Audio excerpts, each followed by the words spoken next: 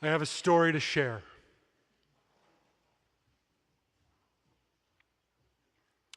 And yet I am nervous to share it.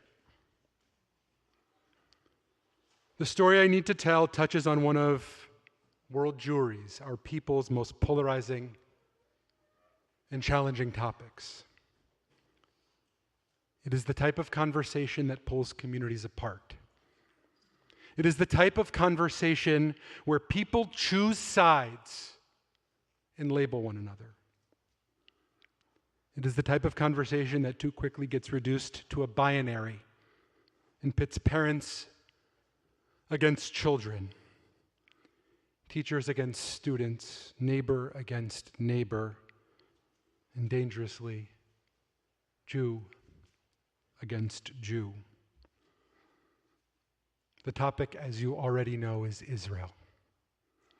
And I know its complexity is not only because of what I've seen in the streets of Tel Aviv and on college campuses around the United States, but also because of my experience inside the story I'm about to share. I am as aware as anyone could be of the moment we now find ourselves in.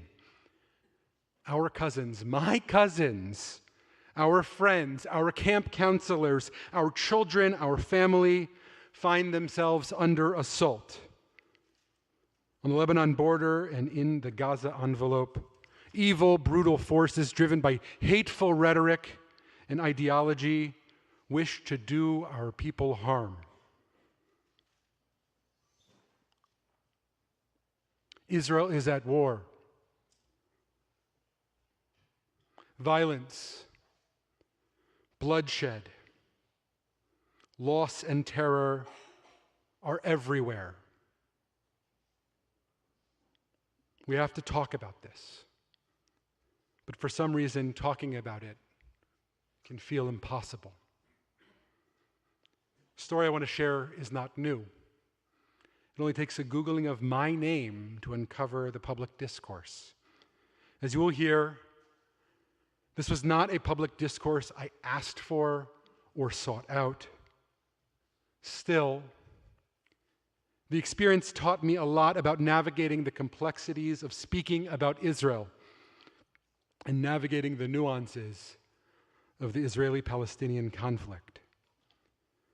I share this story with you this morning because I believe my experience has something to teach all of us about the moment we now find ourselves in. This is my Israel story. As I'd like to tell it, it began on a bus from Tiberias to Jerusalem. We had just completed a yeshiva Shabbaton filled with learning, singing, prayer, community building. I was living in Jerusalem for the year. It's a classic element of rabbinic training.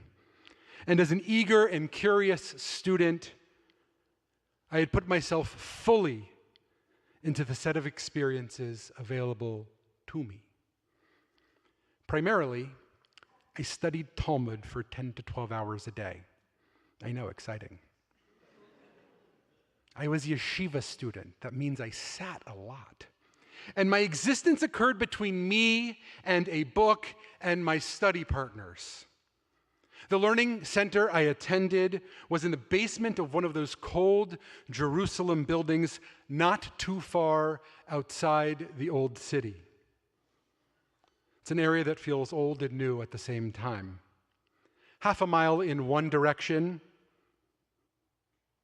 you find yourself at the Jaffa Gate.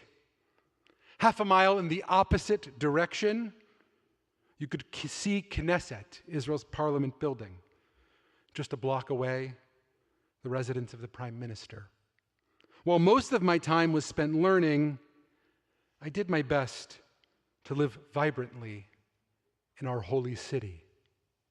I loved my weekly trips to the shuk on Fridays to prepare for Shabbat. A purchase of vegetarian chopped liver from Tzidkiyahu's Salatim was an absolute must. If you're going to order the one with kishuim, not the one with any of the other things.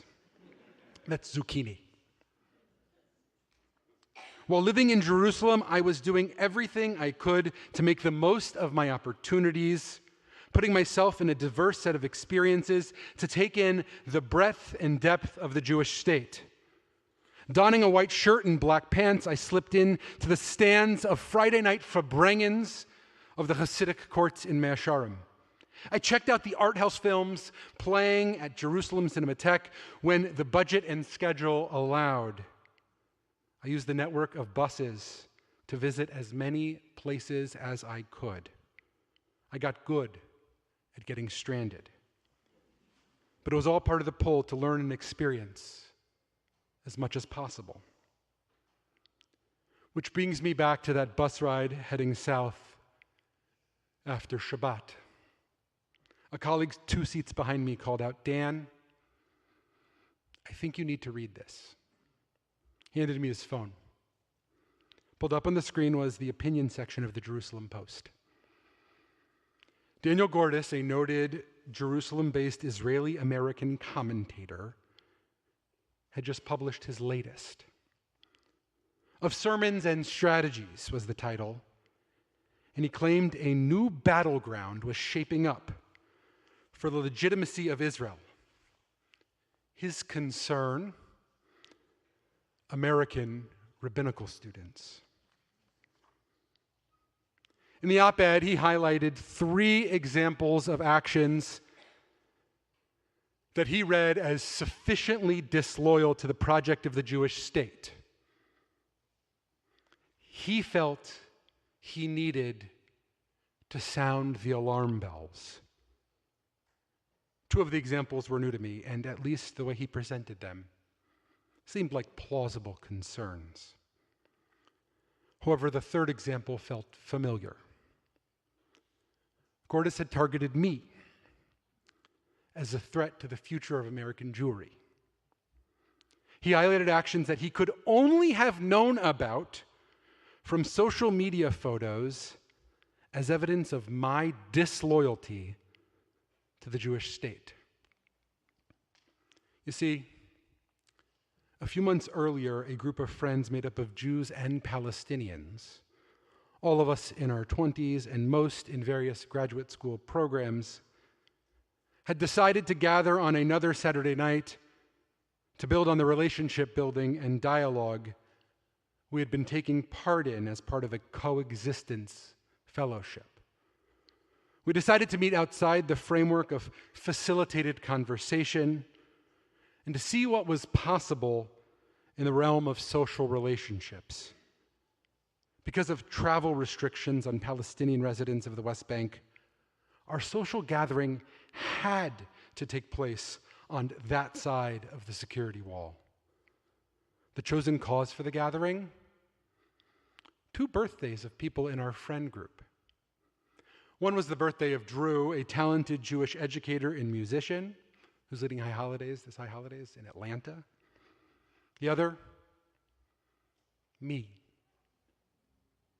Photos must have been posted on Facebook, and somehow they made their way to the desk of Daniel Gordis. In the days that followed the op-ed publication, I found myself in an intense firestorm. While Gordis had not named me specifically, there were enough context clues to figure out exactly who I was. Phone calls with the dean of my rabbinical school, sit-down conversations with my Rosh Yeshiva. Nothing I had done was meant to cause an uproar. I began to hear from colleagues and friends who had read the piece and assumed the intentions Gordis had labeled me with. I remember feeling misread and misrepresented by the judgments made. One version of events would have been to hide. To have pretended Gordis was speaking about some other rabbinical student and stepped out of the line of fire. However, considering my options, I realized that a public response was my only way forward. In critical moments, I find that it's best to engage. No one else can speak for me. So I sat at my desk to pen a right of reply, a submission to the Jerusalem Post. If my actions were to be described and judged by another, I also wanted them to be associated with my thoughts and feelings. We should all always be responsible for our words, our ideas, our actions. I felt I owed it to the fomenting discourse to add my voice to the conversation. I outed myself as the rabbinical student who had celebrated a birthday at a bar in Ramallah and shared a message of hopeful, progressive Zionism. I guess people wanted to hear from me because within days my face appeared on the front page of the Jerusalem Post. In part, I wrote, I believe in a Zionism that desires peace, safety, and cooperation among Jews and Arabs. This Zionism is rooted in the ideals and vision of great Zionist leaders, such as Chaim Weizmann and Judah Magnus. Their vision was one of cooperation, a vision of Jews and Arabs able to live side by side. Without cooperation between Israelis and Palestinians, how can we hope for a peaceful resolution to this conflict? I knew my reply would not end the discourse. I was hopeful it would lead to a more robust conversation. In some ways, that proved to be true. But I need you to know and feel one of the other results of entering this public discourse. For expressing a variant political opinion, I received a death threat. First in an online discussion board, and then in emails sent directly to me. I received hate-filled messages that called for my death. These were Jewish people, so offended by their perception of my politics that they felt that I had no role to play in Jewish life. And at least for one, no right to life at all. Someone else, I assume, took it upon themselves to call potential employers and warn them of my disloyalty to Zionism and the Jewish people, even though I had just published an article underscoring my ardent belief in the Jewish state, even though I was at the time living in Jerusalem as a rabbinical student, even though I was preparing to be a rabbi to lead the Jewish people, even though I was fully engaging in the dream of generations of ancestors who could only have imagined my beautiful, privileged, vegetarian chopped liver reality. I was, for a set of people, labeled an anti-Zionist. The discourse did not end there. Several months later, Dr. Gordis penned a 4,500-word recapitulation of his alarmist rhetoric in Commentary magazine and used the opportunity to respond directly to me. Of my Zionism, Gordis wrote, it is a staggering misread of Zionist history to mention Weizmann and Magnus in the same breath. They were ideological antagonists, not allies. From me, Gordis expected ideological conformity and coherence. I hadn't passed his purity test. And he called for my expulsion from rabbinical school. If he had had his way, I would not be your rabbi.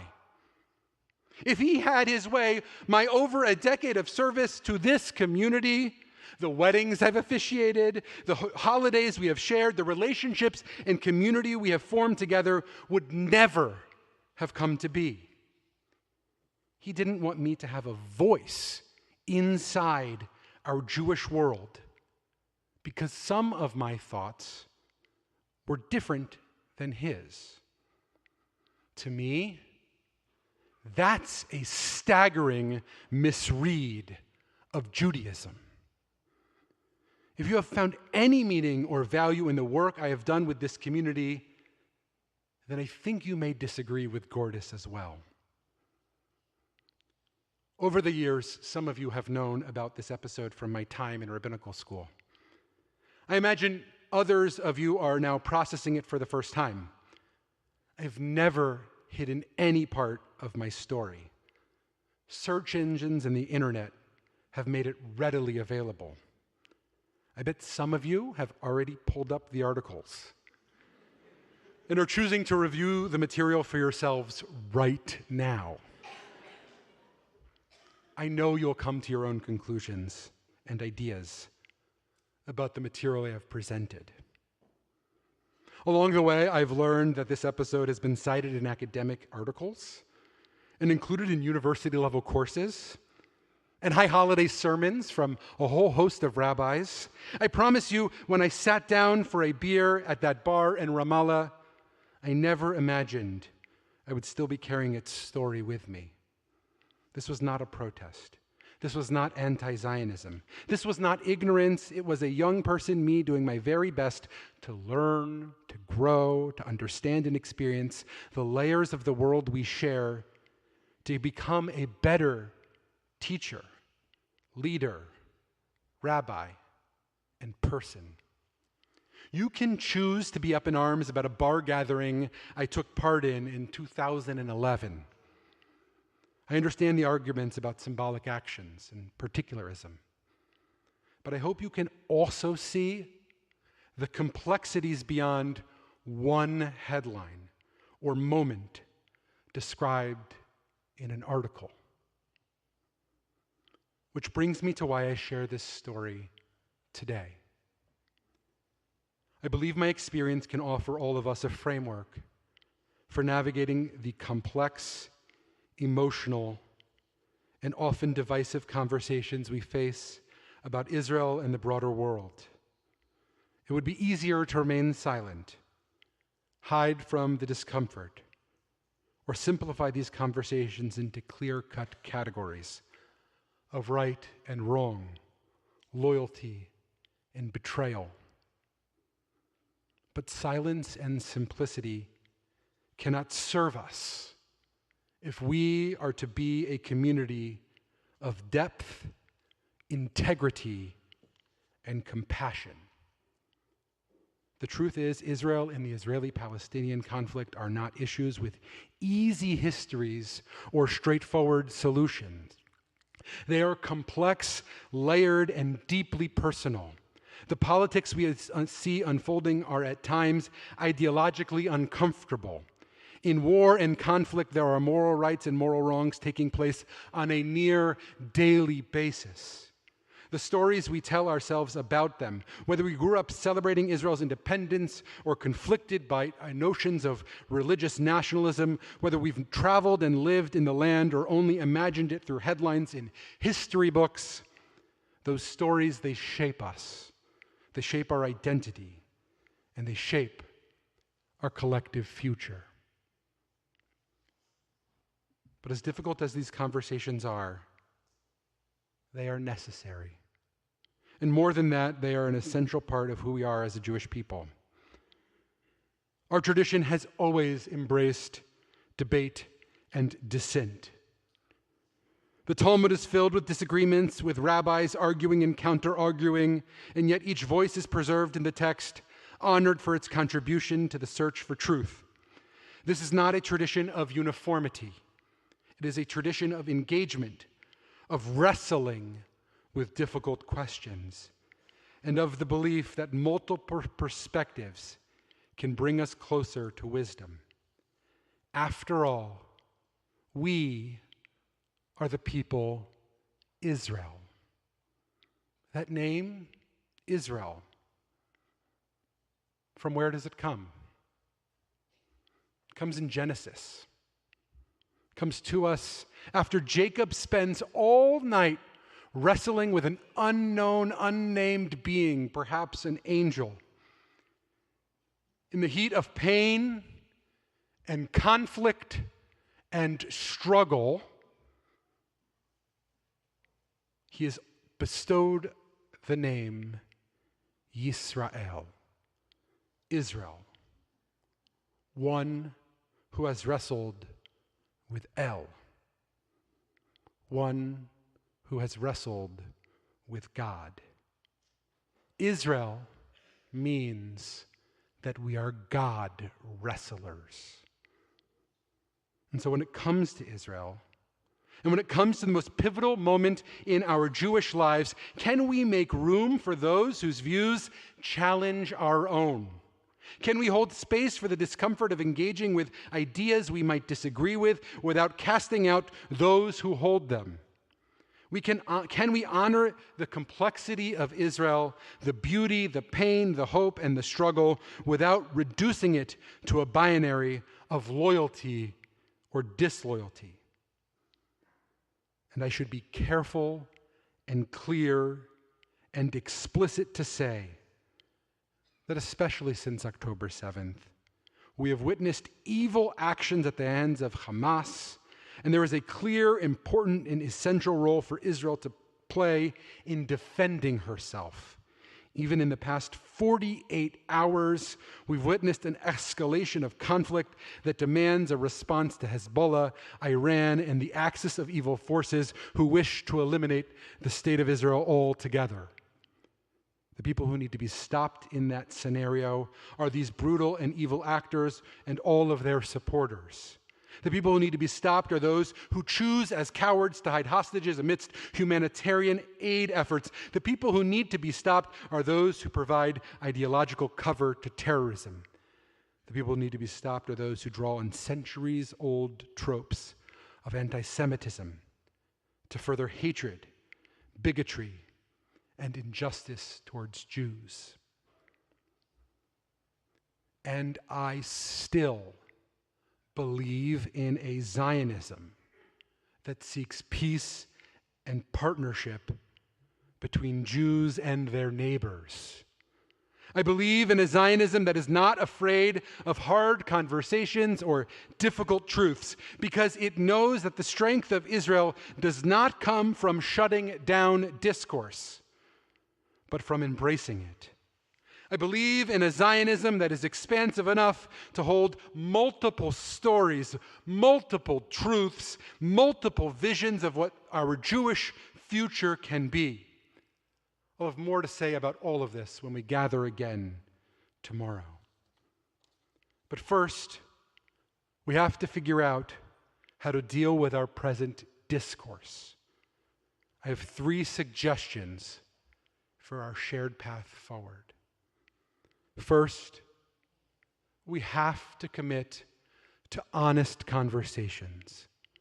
Not easy ones, not conversations filled with slogans or sound bites, but real, nuanced, and often uncomfortable conversations. We share our stories.